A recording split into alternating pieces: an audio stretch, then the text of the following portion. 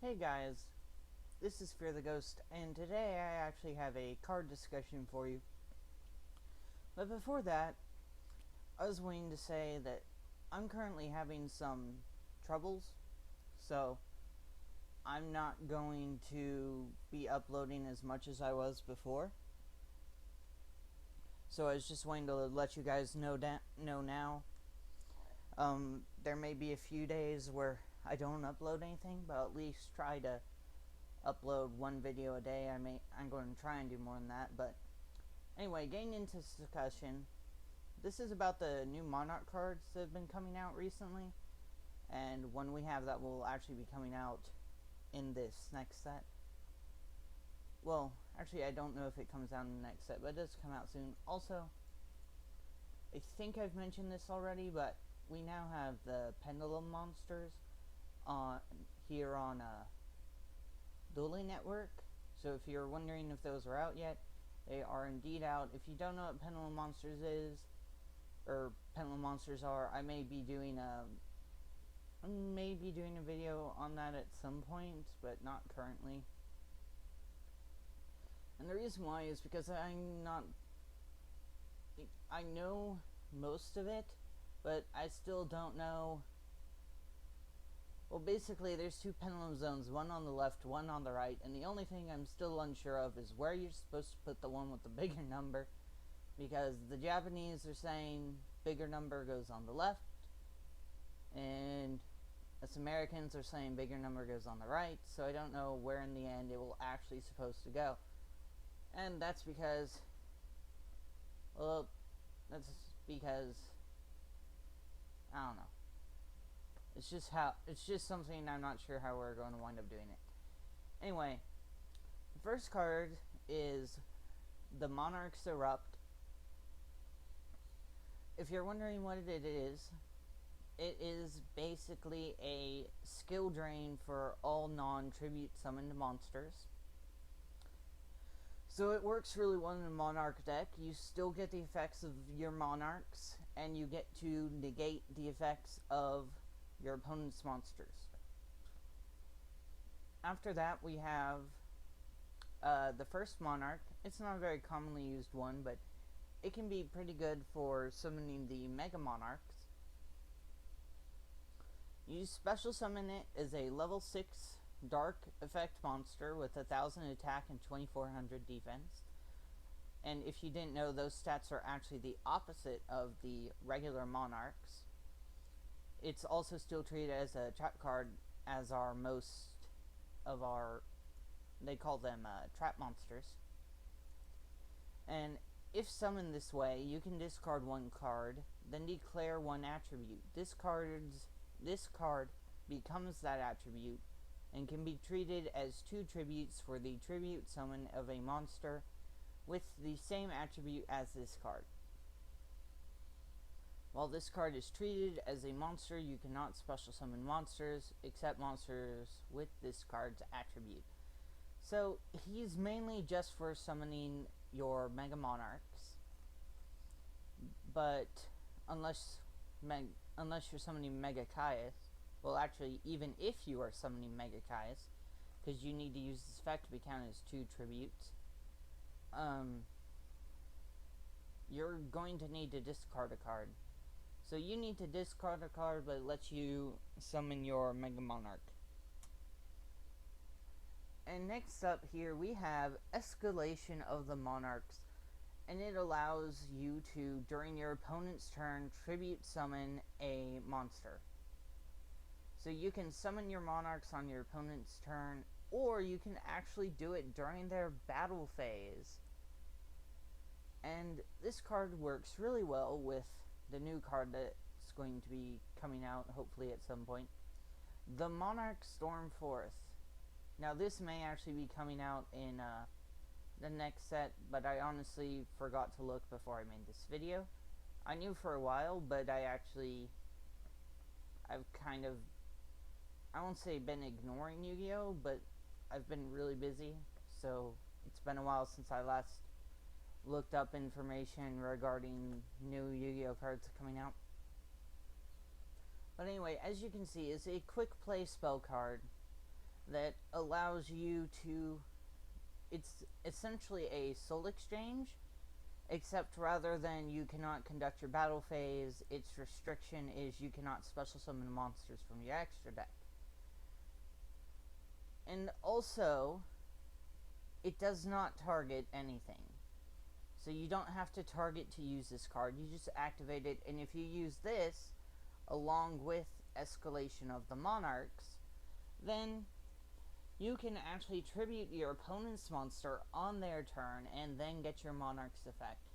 So one thing that's actually really interesting is if you are using the Monarch Mega Mobius, you can activate this card on your opponent's turn, tribute your monster and their monster, and if either of them was a water monster, you can destroy 3 of your opponent's spell or trap cards. So that's pretty good. So summoning Mega Mobius when your opponent goes to end their turn can be pretty devastating. Also, summoning Mega Caius during the middle when your opponent goes to attack by flipping this, tributing one monster to summon Caius, and then banishing one of their other ones, can also be quite devastating to a player. As can the effect of Ryza. So, the 2 cards work really well together. They have a skill drain, they have a way to more easily summon the Mega Monarchs, and they have the Mega Monarchs themselves, which is, most people know what they do. I'm not going to get into that. The only one I am going to get into is the newer one.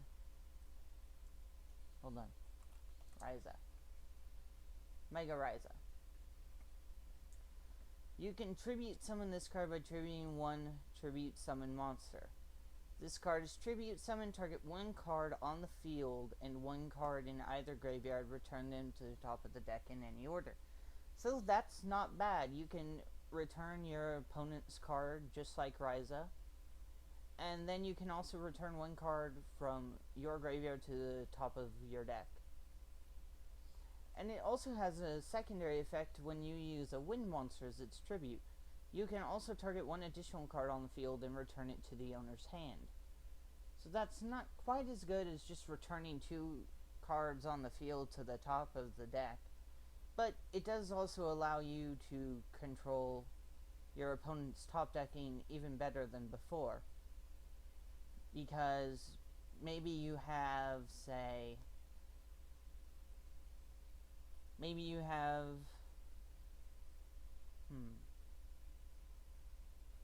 Maybe you have a monster, a useless monarch that was Fiendish Chains, say Caius. You can tribute, if you manage to tribute summon this, maybe you used your opponent's monster. Maybe it's a mirror match and you used your opponent's tribute summon monster. You can actually tribute summon this, return your monarch to the top of your deck, return a... Well, you can also return one of your opponent's cards to the top of their deck. Maybe you want to make your opponent give you 1,000 life points, so you put an Upstart Goblin in their grave to the top of their deck. Yeah, they still get to the same card, but they have to activate that Upstart Goblin again. Or maybe you're facing Exodia and you want them to top deck a useless Blue Eyes. Or something like that. So it's not as good as people thought it was going to be. Mega Mobius is actually probably one of the best ones. But we still have yet to see Mega Caius. So hopefully his effect will make up for Mega Ryza. I'm not saying Mega Ryza is bad. It's just not as good as people were thinking it was going to be. If it was just... if it's like Mega Mobius and you can return 2 if you tribute a wind monster, your opponent cannot activate cards in response to the activation of this card's effect, then that would be much better. Maybe you return 1 to the top and return 1 to the bottom. So, I mean, that would be pretty good, but as it currently is, it's not the best card the game, I'd prefer to just run the 3 Ryza. And I guess you could tribute Ryza to summon Mega Ryza, return one of your opponent's cards, and add your Ryza back to the top of your deck, but still. And I mean, even if you do that, if you're using, let's see, I didn't put these in here because most people already know what they do, but return in March of the Monarchs. March of the Monarchs, your attribute some monsters cannot be targeted or destroyed by card effects. And then Return of the Monarchs, you cannot special summon monsters from your extra deck, but when you tribute summon a monster, you can add a monster with 2800 attack and 1000 defense with a different name as the tribute summon monster, or a monster with 2400 attack and 1000 defense with a different name from the tribute summoned monster. And also, if you're wondering, yes, if you summon Mobius, you can add Mega Mobius because they're not the same name. So, I've had people try to tell me that Mobius and Mega Mobius have the same name because they're both called Mobius. No, that's not the case. The name means what is printed as the name of the card, and the name of the card is Mobius the Mega Monarch and Mobius the Frost Monarch. So why this, yes, this is technically an upgraded version of Mega Mobius, or Mega Mobius is an upgraded version of regular Mobius. They're not considered the same card. There's actually another trap card. It's not really all that good. Sorry about that. It's not really all that good. But it can be in certain situations. Usually you'd like to have your March of the Monarchs instead, but it's not a bad card. The main issue is you have to negate the effect of your Mega Monarch or regular Monarch whenever you summon it. So, yeah. But, in any case,